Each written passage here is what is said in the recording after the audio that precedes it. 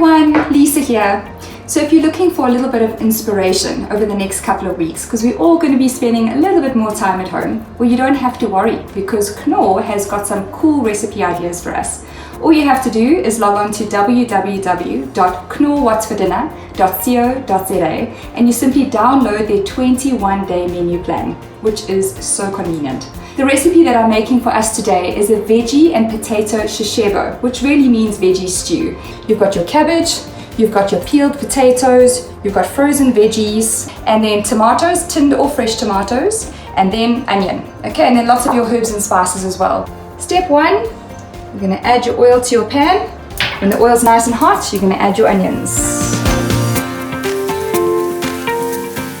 To add the curry powder and the Robertson steak and chopped spice, and then our tomato.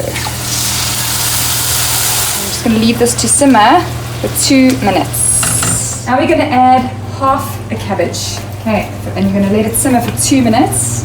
It's a lot of cabbage. So now we're going to add our last few ingredients. 1 cup of frozen veggies, 3 potatoes, 1 cup of water, and your 1 chili beef Knorr cube.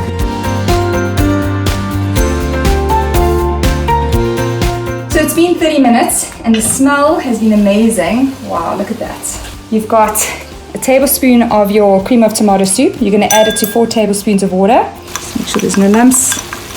You're going to add this to your big pot and simmer for a few more minutes before serving. Last 5 minutes. Now it's time to plate up. Nice big serving.